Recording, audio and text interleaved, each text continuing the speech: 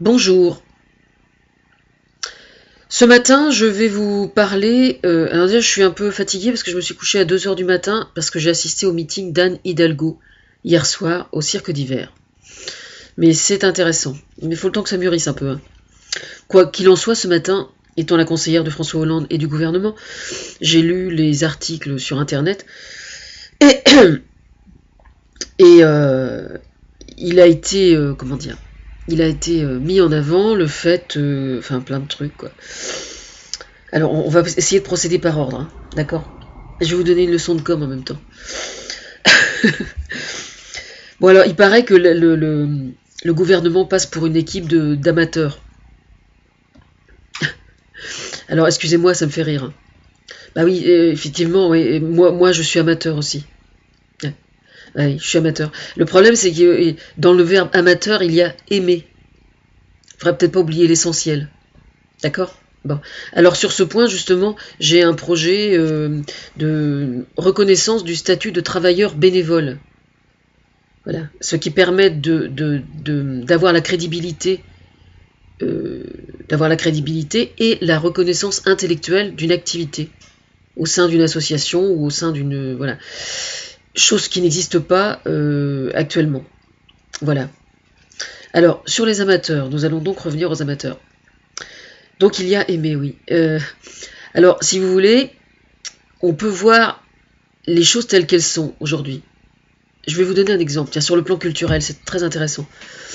Quand un artiste se produit dans une ville par le service culturel, vous avez les 2 premiers rangs qui sont invités d'office. Voilà. Ce sont les professionnels de la culture.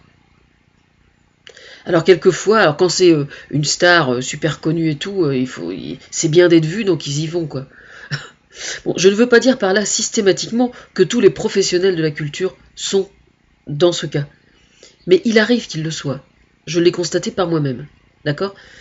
Donc en fait, la production offre les places et il y en a certains qui ne viennent même pas.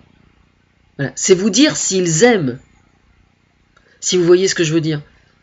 Hier soir, par exemple, au meeting d'Anne Hidalgo, il y avait au rez-de-chaussée, il y avait les VIP. Alors moi, je n'étais pas VIP, hein, je suis la conseillère du président de la République et de l'ensemble du gouvernement, mais je n'étais pas VIP. J'étais VUP, moi.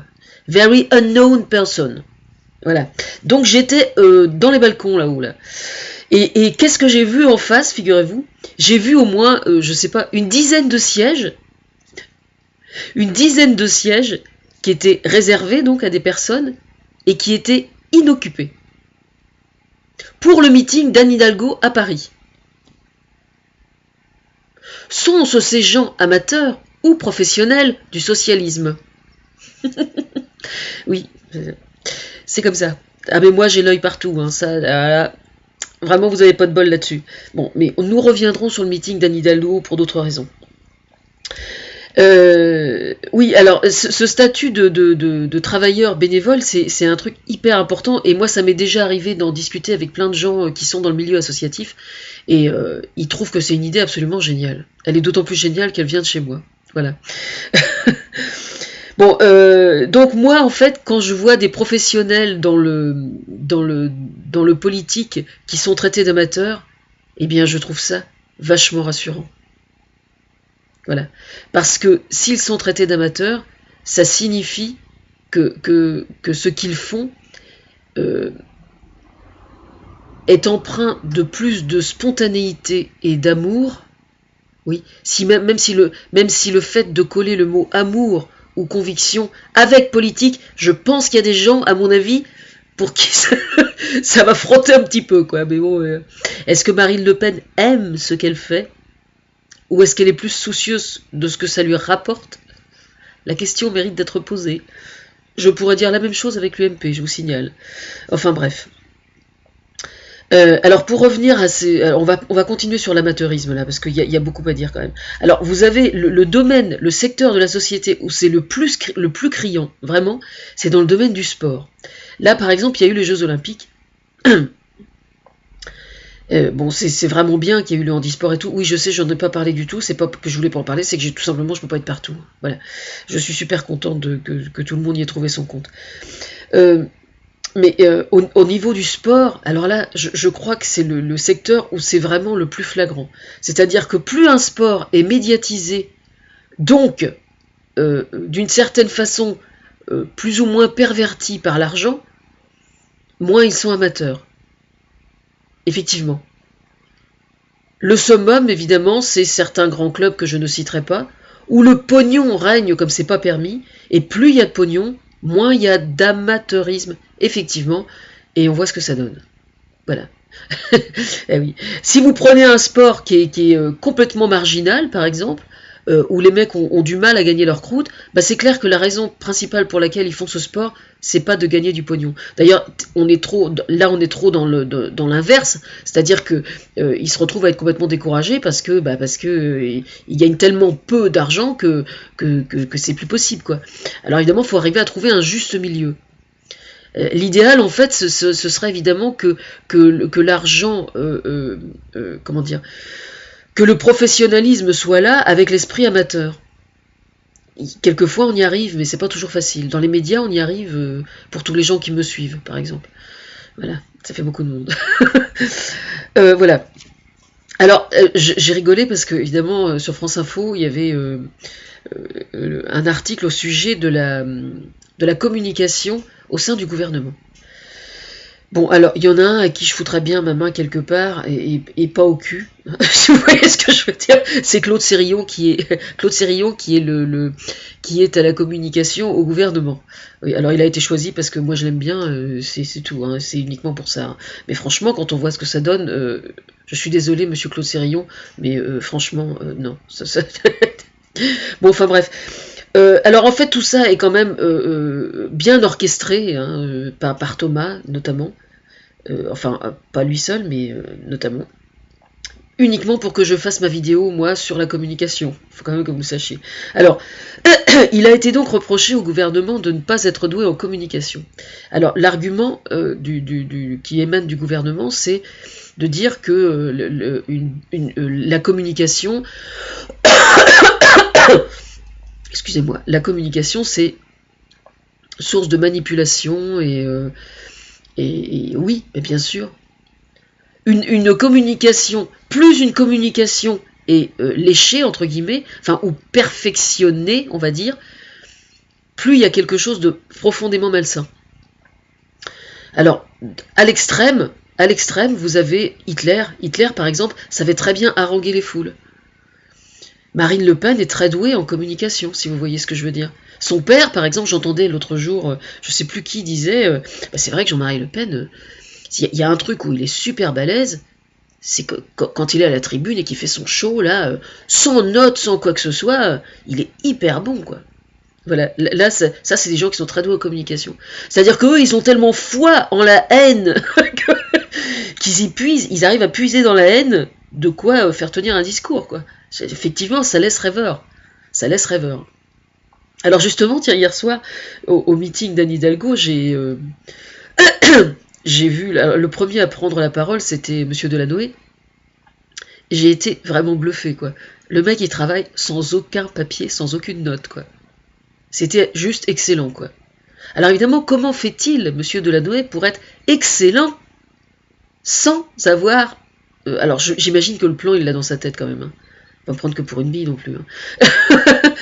N'empêche qu'il n'avait pas son papier. Hein. Il n'avait pas son papier et son discours était juste absolument excellent. Alors comment parvient-il, lui, justement, à avoir un discours aussi excellent? Eh bien tout simplement parce que, au fond de son cœur, il est très probablement très amateur. Si vous voyez ce que je veux dire. Voilà. Ça, c'est pour l'amateurisme. Voilà. Alors moi, je suis amateur, par exemple. Je ne suis pas encore sorti du placard et je suis amateur. Mais alors ça, j'amate comme vous soupçonnez pas.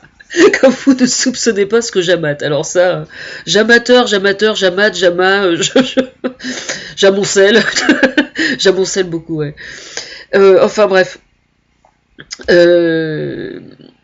Oui, en fait, l'idéal, c'est de combiner les deux, bien évidemment. Alors, j'ai notamment regardé ce matin la vidéo dans l'article là, sur France TV Info. Il y avait notamment une compilation de tous les passages télévisuels de Christiane Taubira. Et je dois reconnaître que j'avais vraiment pas la pêche, mais je dois reconnaître qu'une fois que j'ai vu cette vidéo-là, j'étais complètement déconcertée. J'étais complètement déconcertée parce que effectivement on était complètement à l'opposé de Vladimir Poutine, quoi. Si vous voyez ce que je veux dire. Tiens, voilà un mec qui est doué en com. Vladimir Poutine, il y a aucun souci. Non mais attendez, faut être sérieux quand même. Alors déjà sur le plan strictement télévisuel. La bonne nouvelle, c'est que j'ai retrouvé une lettre hier, tiens, dans ma valise pour postuler chez France Télévisions, et je l'ai postée, donc ça va arriver. Avec un très joli timbre plein de fleurs, dont je suis l'inspiratrice. Alors avec ça, si c'est pas... Bon, bref, fermons la parenthèse. Et donc, oui, donc Christiane Taubira était en train de se défendre un peu comme un pou dans un bain de Marie Rose. Face à Pujadas, et puis je me souviens plus de l'autre journaliste. Et en fait, c'était une compilation de tous les moments où elle se trouve en défaut de communication face à un journaliste. C'était juste à mourir de rire, en fait. Je dois avouer, c'était vraiment à mourir de rire. Bah oui, effectivement, Christiane Taubira, elle est à l'opposé de Vladimir Poutine, ça c'est sûr. Non mais, le problème c'est que plus une communication est préparée, moins elle est spontanée, par définition, puisque c'est l'opposé. Et donc, à l'inverse, plus elle est spontanée, plus elle donne ce qu'on a vraiment au fond du cœur. Tout ça, c'est aussi simple que ça. Hein, voilà. Par exemple, moi qui n'arrête pas toujours de me coltiner, par exemple, les publicitaires. Moi, je me mets à la place d'un publicitaire qui travaille dans une boîte et on lui dit vendez-moi tel produit, et le mec, le produit, il en a rien à foutre parce qu'il pense que le produit c'est de la merde. Comment voulez-vous qu'il ait... Si jamais il n'est pas convaincu lui-même de la valeur du produit qu'il doit vendre, c'est autant pisser dans un violon, hein, avec tout le respect que j'ai pour les instruments à cordes. Vous voyez ce que je veux dire? Bah oui, eh bien les idées politiques, c'est la même chose. Alors effectivement, Christiane Taubira, elle est un peu maladroite, je reconnais. Mais je voudrais pas dire, mais franchement, voir Pujadas quasiment lui proposer la botte, moi je suis mort de rire. Non mais attendez, rien ne vaut la spontanéité, hein. Rien ne vaut la spontanéité, hein. Moi vous me collez en face de Marine Le Pen, je peux vous dire que, à mon avis, ça va être marrant, hein. Je dis pas ça serait, hein. Je dis ça va être marrant, si vous voyez ce que je veux dire. Je pense qu'elle est bien dans la merde, hein. Le jour où ça se produira, je pense qu'elle est bien dans la merde. Parce que moi, justement, même si le jour où je serai professionnel, je resterai toujours, au fond de mon cœur, amateur.